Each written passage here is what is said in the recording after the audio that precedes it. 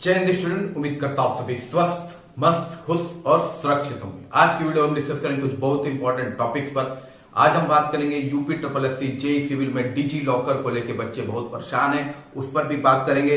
इसके अलावा JEE civil में कौन कौन से इंपॉर्टेंट डॉक्यूमेंट लगेंगे जिसको आपको अभी से तैयार कर लेना है, ताकि डीबी का जब आपका नोटिफिकेशन आए तो आप वो डॉक्यूमेंट को लेके कोई प्रॉब्लम ना हो, उस पर भी बात करेंगे। इसके अलावा यूपी ट्रिपल एससी एएसओ की डीबी और फाइनल कट ऑफ क्या जा सकती है। यूट्यूब पे बहुत सारी कट ऑफ वो घूम रही है इस समय प्रेजेंट टाइम में और बहुत हाई हाई कट ऑफ बताई जा रही है। हम बात करेंगे क्या एक्चुअली में एक्सपेक्टेड कट ऑफ एएसओ की हो सकती है। उससे पहले चैनल पे जो भी नए हैं चैनल को लाइक और सब्सक्राइब कीजिएगा, वीडियो अच्छा लगे तो शेयर कीजिएगा। इसके अलावा इंस्टाग्राम और टेलीग्राम दोनों चैनल मेरा फॉलो करने के लिए दोनों का लिंक डिस्क्रिप्शन बॉक्स में मेंशन है, आप वहां जाके मुझको फॉलो कर सकते हैं। चलिए चलते हैं वीडियो लेते हैं। UP triple SC digi locker को लेके बच्चे बहुत परेशान है, काफी बच्चे, खासकर वह बच्चे जिनका 2017 के पहले का डॉक्यूमेंट्स है और जो रिसेंटली 2022 के बाद का डॉक्यूमेंट है। इन दो डॉक्यूमेंट को लेके बच्चे काफी परेशान है डिजी लॉकर में, ठीक है। और दिक्कत आ भी रही है, नो डाउट है। 2017 से पहले का आपका मार्कशीट सर्टिफिकेट नहीं शो हो रहा है या ऑप्शन ही नहीं होता है। इसके अलावा 2022 के बाद 23 का दिखाई नहीं रहा है, ये दिक्कत भी आपको फेस करनी पड़ रही है। तो देखिए, अभी ये अनाउंसमेंट की गई है यूपी ट्रिपल एससी की तरफ से कि डिजी लॉकर के जरिए आपका डॉक्यूमेंट वेरिफिकेशन होगा। अभी ये नहीं है कि ये लागू कर दिया गया है कि आपका डॉक्यूमेंट वेरिफिकेशन डिजी लॉकर से ही होने वाला है, ठीक है। जब लागू होगा तो इस तरह की प्रॉब्लम का वो सोल्यूशन के साथ आएंगे। जब भी आपका डीबी कंडक्ट होता है तो डीबी की जब नोटिस आती है उसमें डीबी का कंप्लीट डिटेल देता है कि क्या क्या चीज चाहिए, कैसे चाहिए, कहां चाहिए, कैसे मिलेगा, सब कुछ देता है। वैसे जब डिजी लॉकर को लेकर डीबी कंडक्ट होगी तो उससे रिलेटेड जो भी प्रॉब्लम इश्यू फेस कर रहे हैं आप, ये बात आयोग को भी पता होगी। आयोग उसको लेके खुद ही सॉल्यूशन आपको उस नोटिफिकेशन में बता देगा, ठीक है।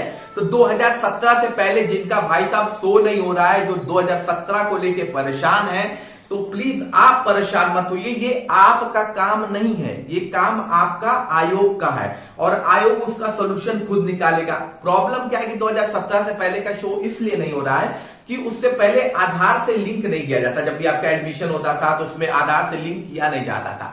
2017 के बाद से आपका आधार से लिंक होने लगा तो इसलिए आधार कार्ड नंबर डाला, डिटेल आ गई आपकी। उससे पहले का जो भी है उसको लेके भी आयोग का कोई एक बैकअप प्लान होगा, ऐसा नहीं होगा। आयोग को भी पता है कि 2017 से पहले वाले भी इस एप्लीकेशन फॉर्म को भरे हुए हैं, ठीक है। तो आप इसको लेके परेशान मत होइए, ये आपकी जिम्मेदारी नहीं है। जैसे जब डीबी कंडक्ट होता है तो सबसे ज्यादा बच्चे परेशान रहते हैं कि पुलिस वेरिफिकेशन कैसे कराया सर, पुलिस वेरिफिकेशन। तो पुलिस वेरिफिकेशन आपको नहीं कराना होता है, वो आयोग का ड्यूटी होता है। आयोग अपना पुलिस वेरिफिकेशन करवाता भी है, ठीक है। इसको लेके आपको परेशान होने की जरूरत नहीं होती है, लेकिन फिर भी बच्चे परेशान रहते हैं। उसी तरह डिजी लॉकर को लेके भी बच्चे शुरू से ही परेशान हो गए हैं, ठीक है। अभी इसको लागू किया जाना है, लागू किया जाएगा तो क्या क्या दिक्कतें हैं वो देखा जाएगा, उसके हिसाब से उसका सोल्यूशन आएगा, ठीक है। आप आईडी बना रहे हैं, अच्छी बात है। अगर नहीं आपका ऑप्शन आ रहा है तो उसके लिए भी आयोग ने कुछ प्लान बनाया होगा, हो सकता है आगे आपको वो देखने को भी मिले। तो उसको लेके इतना परेशान होने की जरूरत नहीं है। 2000 अगर फिर भी आपको लगता है कि अगर ये बड़ा इशू है तो प्लीज आप एप्लीकेशन फॉर्म लिख सकते हैं। जैसे कि 2022 के बाद वालों का जिनका नहीं आ रहा है तो वो अपने इंस्टीट्यूट को लिख दीजिए, अपने बोर्ड को लिख दीजिए कि भाई साहब आपने अभी डिजी लॉकर पे हमारा अपलोड नहीं किया है डिप्लोमा का सर्टिफिकेट, तो वो वहां पे भाई अपलोड कर देंगे। एक एप्लीकेशन फॉर्म वहां लिख के आप सबमिट कर सकते हैं कि भाई हमारा जेई सिविल का डीबी डिजी लॉकर से होना है, तो इस वजह से वहां पे आपको डॉक्यूमेंट अपलोड करना होगा, तो वो उनकी तरफ से डॉक्यूमेंट अपलोड हो जाएगा। 2017 से पहले वालों के लिए मैं बस यही इतना कहूंगा कि आपकी जो प्रॉब्लम नहीं है वो प्रॉब्लम आयोग की है, वो आयोग पर छोड़ दीजिए। सारी देश की जिम्मेदारी पब्लिक अपने ऊपर मत रखिए। उनके लिए आपने सरकारी नौकर और नेता चुने हुए, उन पर भी कुछ जिम्मेदारी थोप दिया कीजिए, तब जाके वो कुछ काम करेंगे। नहीं तो फिर वो ऐसे ही घूमते हैं जैसे घूमेंगे और भाषण देंगे, ठीक है। उन्हें दूसरों का भाषण नहीं सुनना है, लेकिन वो अपना भाषण जबरदस्ती आपको सुनाएंगे, ठीक है। तो ये इश्यूज है तो उसको लेके आप परेशान मत होइए, सब कुछ सॉर्ट आउट हो जाएगा। परेशान होने की जरूरत नहीं है। आयोग पर थोड़ा भरोसा रखिए, आयोग अपनी तरफ से सारी चीज का सॉल्यूशन आपको देगा, ठीक है। अब हम बात कर लेते हैं कि कौन कौन से डॉक्यूमेंट्स आपको तैयार रखते हैं। देखिए डॉक्यूमेंट्स क्या है, बहुत सारे डॉक्यूमेंट होती है जिसमें महीना बाद 10-10 दिन 15 दिन लग जाते हैं बनने में, अगर उसमें इशू है, ठीक। फिर बहुत से बच्चों का ये भी क्वेश्चन रहता है कि मान लीजिए हमारे सर्टिफिकेट में गड़बड़ी है, नाम को लेके गड़बड़ी है, डिजिट को लेके गड़बड़ी है, तो उसमें क्या करना है, सारा सोल्यूशन मैं इसमें बता रहा हूं। देखिए सबसे पहले तो आपका हाई स्कूल जो आपका सब जगह अपलोड है, यही आपकी एज प्रूफ के रूप में इस्तेमाल होता है। हाई स्कूल का सर्टिफिकेट या मार्कशीट, ये आपका सर्टिफिकेट और मार्कशीट दोनों चाहिए। तो एम से मार्कशीट हो गया, सी से सर्टिफिकेट हो गया। तो हाई स्कूल का मार्कशीट सर्टिफिकेट इसलिए भी इंपॉर्टेंट है क्योंकि इसी से आपकी जो डीओबी आप क्लेम करते हैं वो मानी जाती है, यानी एक तरह का ये डेट ऑफ बर्थ का प्रूफ होता है, ठीक। इसके बाद किसी ने अगर 12th किया हुआ है, ठीक है, इंटरमीडिएट किया हुआ है, ठीक, तो वो भी अपना सर्टिफिकेट लगाएगा भाई। इंटरमीडिएट किया हुआ है तो वो भी अपना मार्कशीट और सर्टिफिकेट लगाएगा। नहीं किया हुआ है, डायरेक्ट डिप्लोमा किया हुआ है, तो फिर भाई डिप्लोमा का आपका मार्कशीट और सर्टिफिकेट होना चाहिए, ठीक है। डिप्लोमा का आपका मार्कशीट और सर्टिफिकेट होना चाहिए, ठीक। उसके अलावा फिर आपका आता है डोमिसाइल सर्टिफिकेट। डोमिसाइल सर्टिफिकेट क्यों इंपॉर्टेंट है और किन के लिए इंपॉर्टेंट है, हर वो व्यक्ति जो किसी भी तरह का बेनिफिट ले रहा है, किसी भी तरह का, या कि आप आप ओबीसी के हैं, ईडब्ल्यूएस के हैं, एससी के हैं, एसटी के हैं, फीमेल कोटा आपको चाहिए, एक्स सर्विसमैन कोटा चाहिए, किसी भी तरह का जो आप कोटा ले रहे हैं, विकलांग कोटा चाहिए, किसी भी तरह का कोटा, अगर आप किसी भी तरह का बेनिफिट ले रहे हैं तो आपको डोमिसाइल सर्टिफिकेट बनवाना है। और अगर आप यूआर कैटेगरी के वो बंदे हैं जिनको किसी भी तरह का बेनिफिट नहीं मिलने वाला है, आप लड़के हैं, आपको किसी भी तरह का बेनिफिट नहीं मिलने वाला है, तो आपको इसकी जरूरत नहीं है डोमिसाइल सर्टिफिकेट की। अदरवाइज बाकी हर वह बंदा जिसे चाहिए कि हमें इसमें बेनिफिट चाहिए, किसी भी न किसी कास्ट में आना है या किसी न किसी रिजर्वेशन में आना है, तो वो आपका डोमिसाइल सर्टिफिकेट जरूर बनवाएगा, उसके लिए ये जरूरत है। पांचवा और इंपॉर्टेंट आपका कास्ट सर्टिफिकेट, ठीक है। अब जब डोमिसाइल सर्टिफिकेट बनवाया है तो कास्ट सर्टिफिकेट तो बनवाना ही पड़ेगा, ठीक है। कास्ट सर्टिफिकेट में भी कुछ छूटें होती हैं। मान लीजिए ओबीसी अगर अदर बैकवर्ड क्लास है, एससी है और एसटी है, तो आपका पुराना कास्ट सर्टिफिकेट भी वैलिड हो जाता है, क्योंकि आप 10 साल पहले भी अगर एससी थे तो 10 साल बाद भी आप एससी होंगे, ठीक है, बदल नहीं जाएगा। 10 साल पहले आप ओबीसी से थे, 10 साल बाद भी आप ओबीसी होंगे, ठीक है, वो बदल नहीं जाएगा। तो ओबीसी, एससी और एसटी का सर्टिफिकेट अगर पुराना भी है, 4-5 साल पुराना भी है, तब भी आपका वैलिड मान लिया जाता है यूपी के डीबी में। लेकिन आप अगर इकोनॉमिक वीकर सेक्शन यानी ईडब्ल्यूएस से हैं, तो यह जो रिजर्वेशन होता है, यह रिजर्वेशन प्रत्येक उस व्यक्ति को मिलता है, चाहे वो हिंदू हो, चाहे मुस्लिम हो, चाहे सिख हो, चाहे ईसाई हो, प्रत्येक व्यक्ति को जो इन 3 कैटेगरी में नहीं आते ओबीसी, एससी, एसटी में, तो हर रिलीजन के लिए सर्टिफिकेट है। और ये चूंकि फाइनेंशियल ईयर पर डिपेंड करता है, यानी जरूरी नहीं है कि 2010 में जो आपकी स्थिति थी 2015 में वो सुधर ना गई हो, ये भी हो सकता है आप बहुत बेहतर सुधर गई हो, ये भी हो सकता है बहुत खराब हो गई हो। तो ये आपका टोटली फाइनेंशियल ईयर पर डिपेंड करता है। तो यहाँ जो ईडब्ल्यूएस का सर्टिफिकेट है वो उस पर्टिकुलर जिस साल ये जेईई सिविल की भर्ती आई थी उसकी एप्लीकेशन भरने की लास्ट डेट से पहले तक का होना चाहिए। उसके बाद का भी होगा तो आपको ईडब्ल्यूएस कैंडिडेट नहीं माना जाएगा। उस फाइनेंशियल ईयर का और उससे पहले का बना होना चाहिए जो लास्ट डेट इसकी एप्लीकेशन फॉर्म भरने की थी, अदरवाइज आपका नहीं होता। और इसमें नतीजा क्या होता है कि ईडब्ल्यूएस में सबसे ज्यादा बच्चे छट जाते हैं, ठीक है। मैक्सिमम बच्चे ईडब्ल्यूएस कैटेगरी में जो ईडब्ल्यूएस का क्लेम करते हैं, लेकिन उनका बाद में जब डॉक्यूमेंट वेरिफिकेशन होता है तो उसमें ईडब्ल्यूएस सर्टिफिकेट में गड़बड़ी होने की वजह से उन्हें ईडब्ल्यूएस से निकाल दिया जाता है। इसलिए आप बहुत जगह देखे होंगे कि ईडब्ल्यूएस की कट ऑफ बहुत कम चली जाती है। उसका यही रीजन है कि वो जो ईडब्ल्यूएस सर्टिफिकेट कैंडिडेट्स भरे रहते हैं उनकी वैलिडिटी नहीं होती है, उनको बाहर कर दिया जाता है, जिसकी वजह से और डाउन चली जाती है इन सबकी कट ऑफ। तो ठीक है, ईडब्ल्यूएस का रीजन आपको समझ में आ गया, क्या होना चाहिए क्यों नहीं होना चाहिए। तीसरा, महिलाओं का जो सर्टिफिकेट होगा, अगर आप शादीशुदा हैं तो आपका कास्ट सर्टिफिकेट, मतलब आपने फॉर्म भरा था तब आपकी शादी नहीं हुई थी, फॉर्म भरने के बाद आपकी शादी हो गई है, तो आपका कास्ट सर्टिफिकेट कहाँ का होना चाहिए, तो हमेशा आपका कास्ट सर्टिफिकेट चाहे मैन हो चाहे वुमेन हो फादर साइड का ही होगा, ठीक है। आप अपने हस्बैंड साइड का कास्ट सर्टिफिकेट नहीं लगा सकती हैं, फादर साइड का ही आपका कास्ट सर्टिफिकेट वैलिड माना जाएगा। तो ये 3 डाउट मैंने आपकी सर्टिफिकेट को लेके भी क्लियर कट कर दी है, ठीक है। इसके अलावा आपके पास भाई गवर्नमेंट आइडेंटिटी होनी चाहिए। आजकल आधार कार्ड ज्यादा मांगा जा रहा है, तो आधार कार्ड आपका अप टू डेट होना चाहिए। हर एक चीज उस पर क्लियर कट मेंशन होनी चाहिए। किसी भी तरह का एरर है तो फिर से जाके आप अभी बनवा लीजिए, अभी आपके पास पर्याप्त समय है। इसके अलावा आपके पास फोटो होनी चाहिए, वह फोटो जिससे आपकी पहचान हो सके, जो आपने एप्लीकेशन फॉर्म में भरी हुई थी, ठीक है। अगर एप्लीकेशन फॉर्म में भरी थी उसकी फोटो बची हुई है तो वही सही, अगर नहीं तो उससे मिलती जुलती हो, मतलब ये हो कि हाँ भाई यही थे, यही बैठे थे, यही एग्जाम दिए थे, ठीक है। तो ये इंपॉर्टेंट चीजें हैं जो आपको आपको जरूरत पड़ेगी। इसके अलावा एक एनओसी भी लोग कहते हैं कि एनओसी भी चाहिए होता है। तो यह एनओसी मैंने आपको पहले भी बताया है, उस पर्टिकुलर व्यक्ति को चाहिए जो सरकारी एग्जाम कह रहा हूं, सरकारी नौकरी कर रहा है, उस बंदे के लिए एनओसी जरूरी है, अदरवाइज किसी के लिए एनओसी जरूरी नहीं है। तो एनओसी को लेके आप परेशान मत होइए। मेडिकल सर्टिफिकेट की बात करें तो वो आपके डीबी में आता है कि क्या भरना है मेडिकल सर्टिफिकेट को, उसको लेके आपको जिला अस्पताल पहुंच जाना है। जब डीबी का नोटिफिकेशन आएगा तो वो प्रोफार्मा होता है, आप जब प्रोफार्मा जाएंगे कहीं भी आपको उसका प्रोफार्मा मिल जाएगा, नेट पे ही मिल जाएगा, डाउनलोड करके फिर आपको जाना कहां पे, जिला अस्पताल जाना है। प्रत्येक शहर में जिला अस्पताल होते हैं, वहां जाके आपको वहां पे भरवा लेना है, उसको वहीं से अपना अपलोड करना होगा ऑनलाइन, क्योंकि ऑनलाइन ही हो रहा है तो अपलोड करना रहता है, ठीक है। तो उसको लेके भी आपको परेशान होने की जरूरत नहीं है। हाँ, एक दिक्कत और आती है यहाँ पे कि मान लीजिए स्पेलिंग गलती है, या मैंने आगे श्रीमती या कुमारी लगा हुआ है, ये सब दिक्कतें आती हैं। तो देखिए कुमारी उमारी लगा हुआ है तो इसको लेके आप परेशान मत होइए, ये एक कॉमन बात है, इसको लेके कोई परेशानी की जरूरत नहीं है।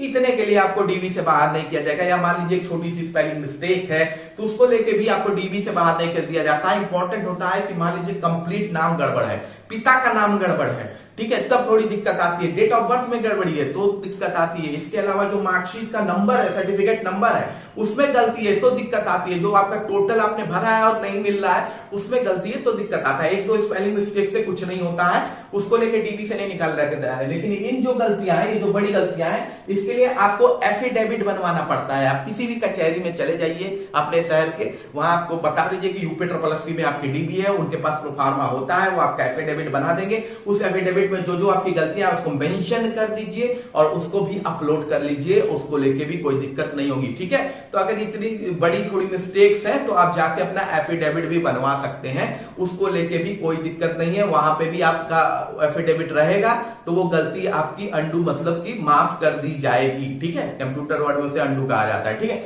अब हम बात कर लेते हैं अगली इंपॉर्टेंट अपडेट की। तो अगली इंपॉर्टेंट अपडेट आपकी एएसओ के कट ऑफ को लेके है, ठीक है। एएसओ के कट ऑफ को लेके ये एग्जाम हुआ था अभी कुछ दिन पहले ही, हफ्ता भर भी नहीं हुआ इसको अभी, ठीक है। और इस एग्जाम को लेके काफी कट ऑफ मैंने देखा यूट्यूब पर बना हुआ है, और एक से बढ़कर एक लोग हैं जिन्होंने इसको 60-65 तक पहुंचा दिया है, इसकी कट ऑफ भाई साहब, ठीक है। एएसओ की कट ऑफ 65 तक, ठीक। थोड़ा सा कभी कभी आश्चर्य होता है, ठीक है। एएसओ की जो पोस्ट है, आपको पता है जो पोस्ट में टोटल आपका कितना है, 1565 के आसपास लगभग आपके टोटल सीटने पर ये भर्ती आई हुई थी। स्पेशल रिक्रूटमेंट है, हर कोई से भर नहीं सकता है, ठीक है। उसमें भी स्पेशल रिक्रूटमेंट में भी इसमें ओ लेवल था, ओ लेवल के समकक्ष आपके पास कंप्यूटर की डिग्री होनी चाहिए, ये भी था, बहुत सारे ऑप्शन थे। तो आपके जो टोटल एग्जाम में प्रेजेंट बच्चे थे, जो प्रेजेंट हुए थे, वो लगभग हुए थे 14,000 के आसपास। इसके आसपास बच्चों ने आपका एग्जाम दिया हुआ है, लगभग इसका किसी ने नहीं छोड़ा था, बहुत कम आपके एब्सेंट हुए थे, लगभग 1000 मान के चलिए, इससे ज्यादा आपके एब्सेंट आपको नहीं दिखेंगे। 14,000 के आसपास बच्चों ने इसका एग्जाम दिया हुआ था, ठीक है। डीबी में लगभग 5 गुना लोगों को तो इसमें बुला ही लिया जाएगा, 5 गुना से कम बच्चे क्या बुलाएंगे ये, तो 5 गुना लगभग हो गया आपका। तो डीबी में लगभग 7-7,500 आसपास आपके बच्चे बुलाए जाएंगे, लगभग मान के चले। अगर 5 गुना इसका करते हैं 7,825 के आसपास लगभग डीबी में आपके बच्चे बुलाए जाएंगे। इतने मतलब मान के चलिए आधा से थोड़ा सा ज्यादा बच्चे तो कम से कम आपके कॉलिंग में हैं कि डीबी में बुला लिए जाएंगे, ठीक। फिर बच्चों का फिर ये है कि पेपर का लेवल कैसा आया था, तो ठीक है बात कर लेते हैं। मैं कंप्यूटर के लेवल को कहूंगा कि ठीक है, इजी टू मॉडरेट था। जीके का लेवल जो था, यूपी जीके का लेवल, ये मॉडरेट टू टफ पे जाता है। और आपका जो कोर्स का पेपर था, कोर्स का पेपर यानी जो स्टैट से रिलेटेड पेपर था वो भी आपका मॉडरेट से टफ की ओर जाता है। ठीक, ये पेपर मॉडरेट से टफ पर था, लेकिन ये पेपर में आपका समय ज्यादा लगना था। ठीक है, जो इसके जो 65 क्वेश्चंस थे उसमें मैक्सिमम क्वेश्चन थे आपके न्यूमेरिकल, आसान थे लेकिन काफी घुमा के दिए हुए थे, बहुत बच्चों को बात समझ में भी नहीं आई होगी। तो इस वजह से इसका पेपर मॉडरेट टू हार्ड मैं कह रहा हूं, लेकिन ये एक इंपॉर्टेंट चीज इसमें ये है कि ये टाइम कंज्यूमिंग पेपर था। अगर आप इसमें लग गए तो फिर ये आपके 2 छूटने जरूर हो जाते, छूटने तय थे। और इसमें भी आप वो किए होंगे जो जल्दी जल्दी में, तो मान लीजिए मैक्सिमम 30-35 क्वेश्चन, इससे ज्यादा आप क्या कर लिए होंगे 65 में से। ठीक है, 40 मुझे बहुत कम लगता है कि 40 तक बहुत बच्चे पहुंचे होंगे। ठीक है, सॉल्व करके 2-3 तो ऐसे में 5 वो भी मारे होंगे, तुक्का भी मारे होंगे। ठीक, अब उसके बाद ये भी मान के चलिए कि अभी ये जो 14,000 बच्चे आपको दिख रहे हैं ना, इसमें भी अभी बहुत लोग छट जाएंगे। वो छटना क्या है कि बहुत लोग का भी देखिएगा सर्टिफिकेट को लेके, उसको लेके इशू आएगा ही आएगा। ये हर हाल में हर भर्ती में होता है भाई साहब, हर स्पेशल भर्ती में ये नौटंकी चलती है, और वो होगा ही। जेई में भी देखने को मिला है, एएसओ में भी आपको देखने को मिलेगा। तो मान के चलिए 2-3 हजार बच्चे इसमें भी निपटेंगे। ठीक है, 2,000 तो कम से कम निपट ही जाएंगे इसमें। ठीक है, तो बच्चे जितने 12,000, जिसमें 7,825 को बुलाया जाएगा। तो फिर किस बेसिस पे जो कट ऑफ है वो आपकी 60 प्लस जा रही है। ठीक है, क्योंकि पेपर का लेवल तो मुझे नहीं लगता है कि 60 प्लस वाला था। अब बहुत से बच्चे हैं, बहुत लोग कहेंगे कमेंट किए, हमने अपना किया था डेटा एनालिसिस किया था। भाई डेटा एनालिसिस का ही पेपर था, स्टैट्स वाले थे, तो हमने क्वेश्चनेयर डेवलप किया था, तो हमने अपना पूरा सर्वे किया था, उसमें बच्चों ने एप्लीकेशन फॉर्म भरा है। अरे उत्तर प्रदेश के बच्चे हैं भाई साहब, यूपी के बच्चे। ठीक, यूपी को आप जानते हैं किस लिए फेमस है? वो यह तक नहीं बताते कि हमको वोट किसको देना है। लास्ट समय तक मीडिया वाले चिकते पूछ जाते हैं, वो बोलते हैं हाँ जिसकी लहर है उसका नाम ले लेंगे, पर वोट जाके उसको नहीं देंगे। ठीक है, तो लास्ट तक ये वोट का बताते नहीं, अपना नंबर बता रहे हैं। हाँ, अपना सही नंबर ही बताएंगे। तो ज्यादातर जो सर्वे होता है ना, यूपी में फेल हो जाता है। उसका रीजन यही है कि यहाँ पर सर्वे में आधा तो झूठे में लिखते हैं। ठीक है, जो है नहीं वही लिखते हैं, और नंबर में भी यही होता है। आप उठा के यूट्यूब में देख लीजिए, जितने लोग का हर भर्ती में सर्वे है, यूपी भर्ती में मैक्सिमम लोग का सर्वे टाइट फिक्स हो जाता है जब रिजल्ट फाइनल आता है। क्यों? क्योंकि भाई साहब जब वो होना है 65 हम बता देंगे। बहुत से बच्चे आपको कमेंट में भी मिलेंगे लिखते हुए 65 नंबर पा रहे हैं, 67 नंबर पा रहे हैं, लेकिन जब रिजल्ट आता है तो वो बच्चे विलुप्त हो जाते हैं, पता नहीं कहाँ पे। वो नहीं बोलते सर मेरा हो गया या वो हो गया बड़े शाम से, वो विलुप्त हो जाते हैं। कई जगह तो आपको एक के बंदो हर वीडियो अब कमेंट करते दिख जाएगा। ठीक है, तो ये सब चीजों को लेके अगर कट ऑफ बनने लगी तो कोई प्रॉब्लम ही नहीं है। ठीक है, तो देखिए बच्चे जो यूएसओ का एग्जाम दिए हैं, परेशान मत होइए, बहुत हाई कट ऑफ नहीं जाएगी। मैं बता रहा हूं, अगर डीबी की कट ऑफ जानी होगी, ठीक है, डीबी की अगर इसकी कट ऑफ जानी होगी तो भाई यूआर, ओबीसी और ईडब्ल्यूएस की एक समान की कट ऑफ जाएगी। यूआर, ओबीसी, ईडब्ल्यूएस की एक समान की आपकी कट ऑफ इसमें जानी है, और वो लगभग मान के चलिए आपकी होगी, ज्यादा से ज्यादा होगी तो 37 से 39 होगी। ये डीबी की कट ऑफ होगी, इससे ज्यादा मुझे नहीं लगता है कि इसकी कट ऑफ जानी चाहिए। एससी कैटेगरी की अगर बात करें, शेड्यूल कास्ट का इसमें एक समान नहीं होगा। आजकल हो रहा है ना कि यूआर, ओबीसी, एससी का एक समान कट ऑफ जारी है, लेकिन इस भर्ती में ऐसा आपको देखने को बिल्कुल भी नहीं मिलने वाला है। इसमें जो आपका एससी कैटेगरी की कट ऑफ होगी वो लगभग आपकी 26 से 28 के बीच में कहीं घूमेगी। और फीमेल कैटेगरी तो कि अगर इसमें मैंने नहीं बोला तो हर बार मेरे पर कमेंट आता है कि सर आपको महिलाओं से कुछ खासी नफरत है, आप उनकी कट ऑफ बताते नहीं है। तो 28 से 30 आपकी लगभग टीवी की कट ऑफ जा सकती है। ठीक है, तो ये आपकी लगभग मेरे हिसाब से एक्सपेक्टेड डीबी की कट ऑफ आपकी इतनी हो सकती है। और अगर आप फाइनल कट ऑफ की बात करेंगे, फाइनल कट ऑफ, ठीक, फाइनल कट ऑफ की बात करेंगे, जो पेपर का लेवल था उतने पे आपका डीबी यहां पर इतने पे मेरे हिसाब से हो जाना चाहिए। और अगर आप फाइनल कट ऑफ की बात करेंगे यूआर कैटेगरी की, ठीक है, तो बहुत से लोग कह रहे हैं 55, 56, मुझे लग रहा है 55 भी ज्यादा ही है। चली गई तो आश्चर्य कोई बात नहीं होगा, ठीक, कोई बात नहीं होगा, चली गई तो खैर चली गई, उसका क्या कर सकते हैं। पर मेरे हिसाब से जो एक्सपेक्टेड कट ऑफ होनी चाहिए वो होनी चाहिए 47 से 49 के बीच में यूआर की। ठीक है। ओबीसी की अगर बात करें तो ये होनी चाहिए 45 से 47 के बीच में, और ईडब्ल्यूएस यानी इकोनॉमिक वीकर सेक्शन की बात करें तो इनकी कट ऑफ होनी चाहिए 43 से 45। लेकिन ये स्पेशल भर्ती है, और इकोनॉमिक वीकर सेक्शन के सर्टिफिकेट को लेकर मैंने बताया जो इश्यू होता है उस हिसाब से इसकी कट ऑफ कम भी जा सकती है, ठीक है। इसकी कट ऑफ क्या हो सकती है, कम भी जा सकती है।